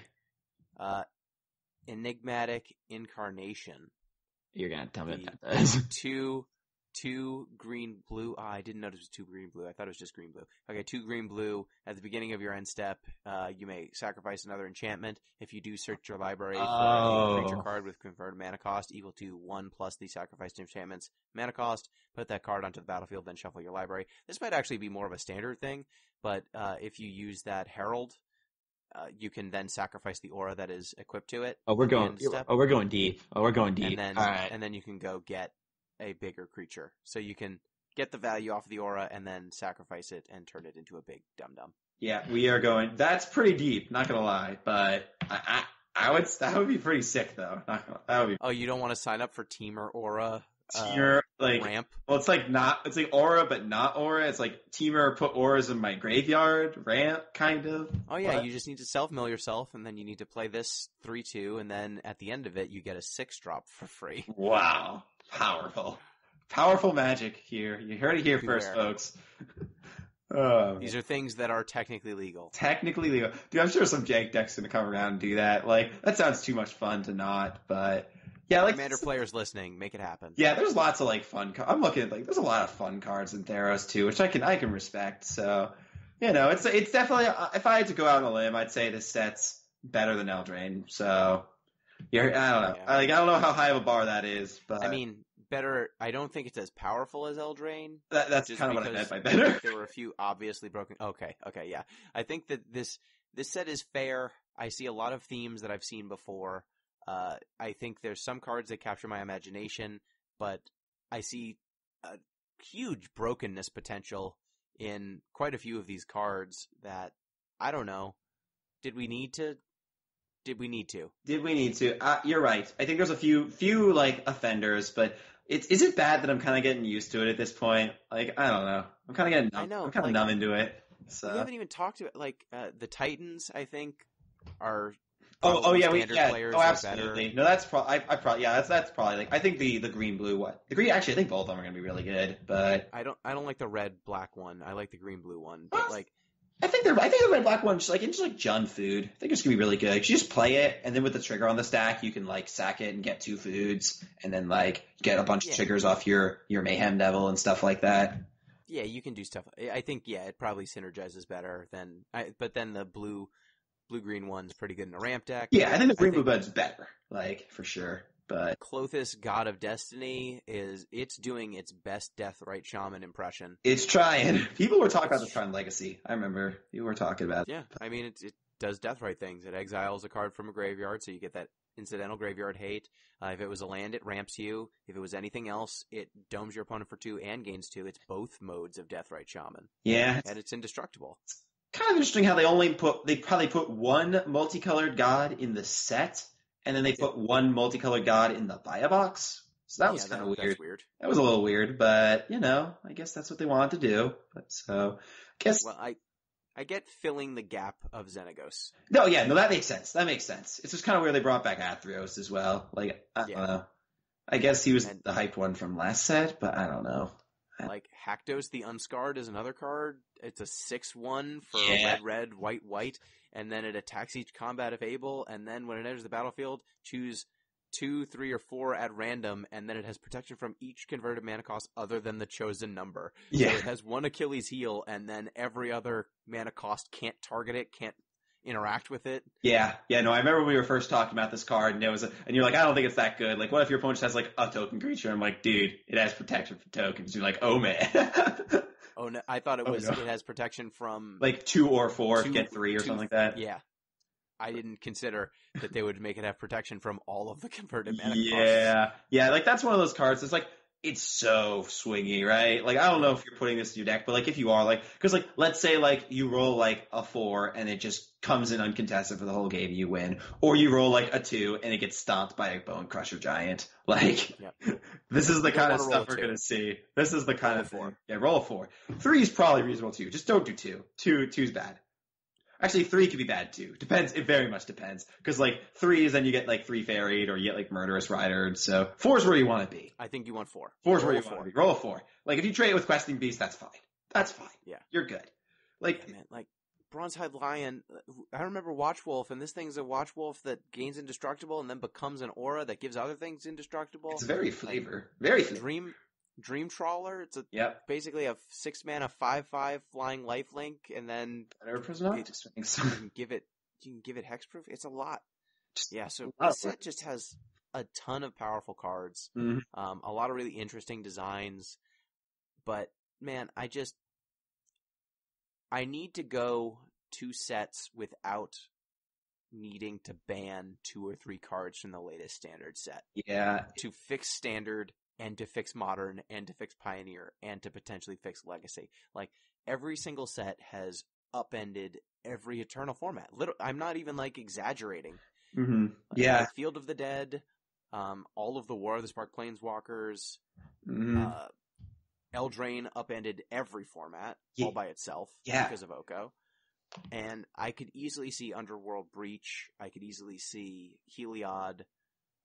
Like, these cards are almost certainly a problem. Probably at some point or another, whether it be now or later. It's too, you can't imagine them existing forever in the current iteration. Oh yeah, I mean, we were talking about, I think during Eldraine, like, hey, Once Upon a Time's gonna need to be banned. Yeah, no, I remember back when people were talking about Ancient Stirrings being banned? Like, come on. No, it should be, but like now, look at where we are now. Like, oh, exactly, yeah. Now where we are now, it's just like that train is long past. That train is way out the station. Yeah, no, you're right. It's kind of crazy to say this, but I feel like we just need another Ixalan. Like Ixalan, it's something like so vanilla and forgettable, just like to cleanse our palates a little bit. You just get a little Search for Escanta as a little Escanta. Like, Escanta's alright. Like, they literally put Field of Ruin in the set too, so Escanta was never too good. Like, it was fine. And like Ross's all the formats, but it didn't upend all the formats. Yeah. Or like Ross's Contempt was like just good removal. Or like Jade Light Ranger was like just a good creature that did things. Like, we just need just some real vanilla stuff. Ixalan was really good at making vanilla things, in my opinion. We just need an Ixalan. Just some vanilla ice cream, no toppings. No toppings. Or at least just like dial back the power a little bit. It doesn't need to be boring. Just it needs to not be broken. Yeah. I need you to not need to ban 3 or 4 of the most exciting cards of your new sets every single time. Yeah, they didn't just ban Oko. They sent Oko to like the Shadow Realm. they did. Moved him. Like that's insane. I don't know. Don't talk about Oko. Yeah, we don't say he who shall not be named. Yes. So he stole everything, dude. He stole everything. He stole our creatures. Yeah, I think that's kind of my final thought for this set is I hope that I'm wrong about Underworld Breach and the Ox and Heliod, and I hope you're wrong about that Dryad of the Grove. I hope so, but I don't think I am.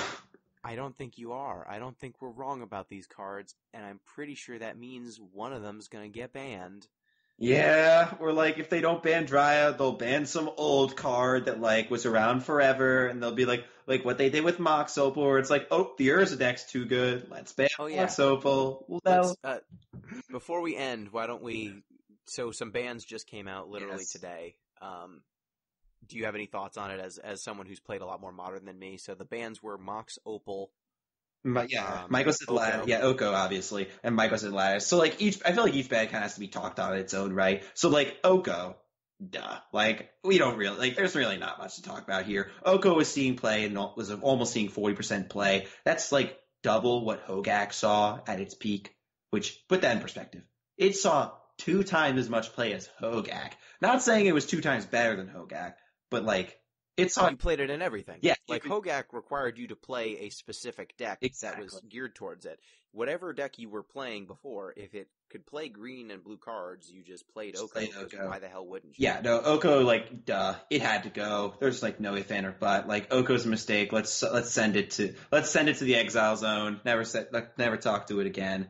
So that's that. Like, so, but then these next 2 bans kind of bum me out a little bit more. So, like, namely Mox Opal. Like, obviously, Mox Opal's a very powerful card. It's fast mana. It's doing a quote-unquote broken thing, clearly. Like, I understand that. But at the same time, I feel like Mox Opal has just been one of those pillars of the format that's kind of been around for so long. It's kind of been like part of like the identity of Modern almost for so long. Like it's like it seems because it's seen like so much play over so many differing archetypes and many archetypes that are doing very different things. Not like Teamer Urza versus like blue-green Urza, like completely different decks. And yes, it got too good. It was like too good in a few decks sometimes. Like KCI had to get banned, but I feel like that was more because like the payoffs were too good rather than the actual like the power of Opal. So like when I see now that they're like banning Opal because it was too good in the blue-green Urza deck because they printed Urza and Emery and these 2 good 2019 cards, it just sets a really frightening precedent to me because it kind of like tells me that they're going to prioritize these newer like flashy 2019 cards over like the older heritage of Magic. And I think that just might be a thing we're just going to see moving forward. And I don't really know how to feel about that. So. I think it's kind of a bummer that in their explanation of why they banned Opal was Urza, like specifically mentioning Urza as a card and mechanic, right? And that Opal, we could ban a number of cards and Opal would have still, like, they talked about other cards they could have banned that would have weakened the Urza deck, but the card that weakened it the most was Opal. But no, the card that weakens it the most is Urza. Urza's the problem. Urza is the problem. I stand by that. That card it does too much. It dodges most of the removal. It gets around all of the artifact hate. It allows your artifact deck to get around artifact hate. Like, it used to be that if you played Stony Silence against an artifact deck, they were dead. Yeah, it worked. It worked. Now, with Urza, they just get to they still generate all this mana, and then they just activate Urza's ability, and then they get to play things for free. Like, yeah. There's no doubt in my mind. And that was another card that when we were talking about Modern, that Modern Horizons, I said I think the most broken card in this set is Urza. Yeah, yeah. And also, like, this isn't, like, completely unprecedented. Like, we saw something like this before when they banned Bridge from Below. Like, this card that's existed in the Modern format, and it's kind of done a thing for a while, and been, like, a staple of many graveyard decks. But, oh wait, Hogak was too good. Guess we gotta ban Bridge from Below, because Like, we don't want to ban our, least, like, pretty 2019 cards. At least Bridge from Below was a card that I think should not have ever existed because it's barely a Magic card. Yeah. It does nothing when you cast it. It only works in the graveyard. It only has bad implications. The only play patterns it supported were bad play patterns. Yeah. So I'm fine with banning that card. Like, it should never have been printed. But Mox Opal, it's obviously very strong. It's got its archetypes that it's strong in, and I think that it's one of the strongest cards in Modern as long as it's legal. Mm-hmm.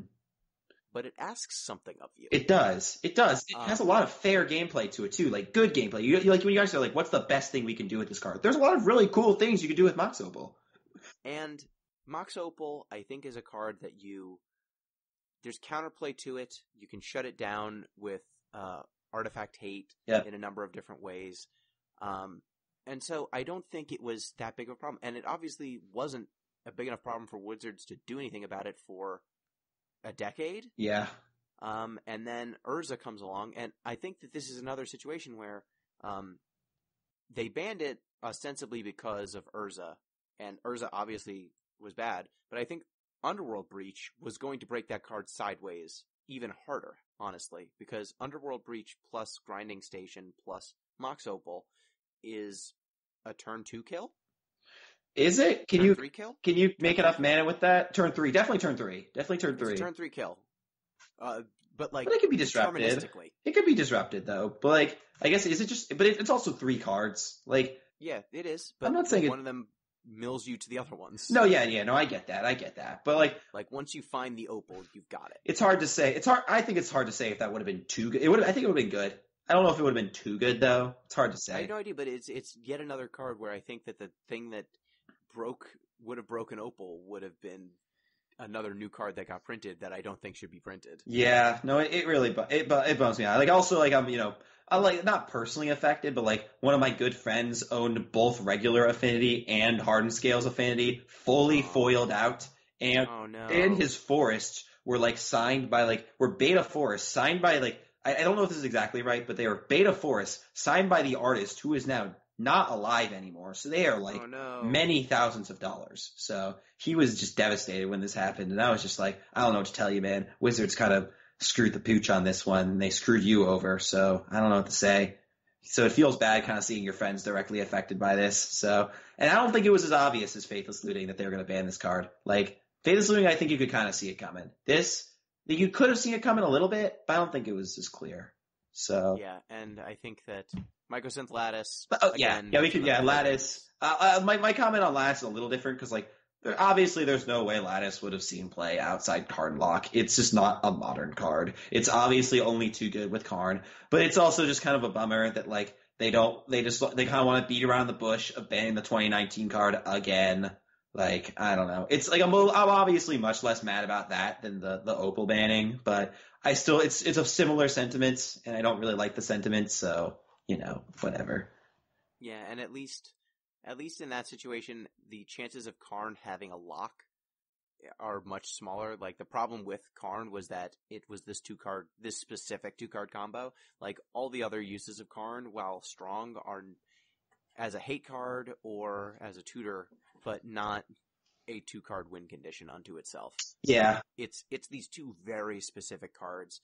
It's not a situation where another card's just going to rise up in its place. Yeah, I just don't think Karn's good enough anymore. I think it's not any Karn play. They might as well just ban Karn, in my opinion, but it's fine. Yeah, it's again, not a big deal. But in this case, I'd actually rather have Karn because Karn has applications in sideboards. It has some interesting play with tutoring in artifact decks, so that one at least. Yeah, you're right. Karn could do something. Yeah. I don't think Mycosynth Lattice outside of a Karn lock will ever see modern play. Yeah, and so fine. Yeah, it's fine. No, you're right. The last, obviously, what I'm saying, the last ban's fine. It's fine.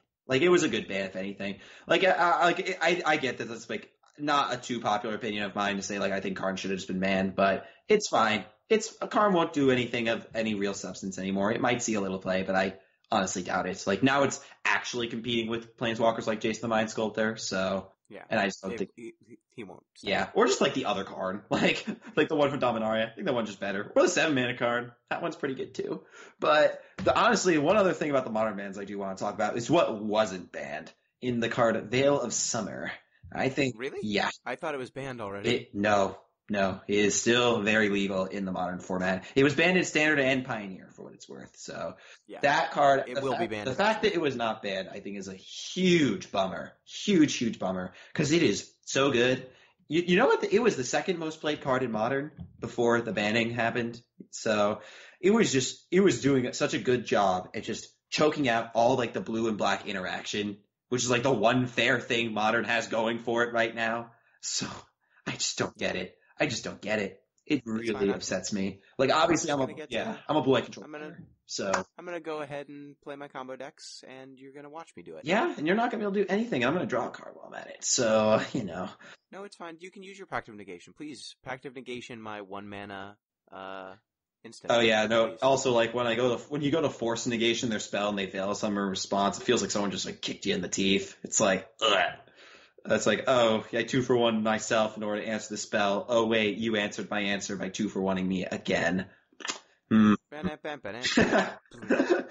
Yeah. And on that note, yeah. I think we're calling it. So that is Theros Beyond Death. Thank you once again, Kyle. Yeah, thanks for having me as always. This set looks interesting. It does. Hopefully it will breed better gameplay than the last set. I hope. I don't think it's as bad. That's my take, but hopefully it's not too bad. We'll see. And thank you to our listeners. Reminder, if you want to get in touch with the show, you can do so at DeepListensPod on Twitter, deeplistens.libsyn.com. We've got our comment sections, and deeplistenspodcast@gmail.com. And you can support the show, deeplistens.com, patreon.com/deeplistens. Till next time, peace.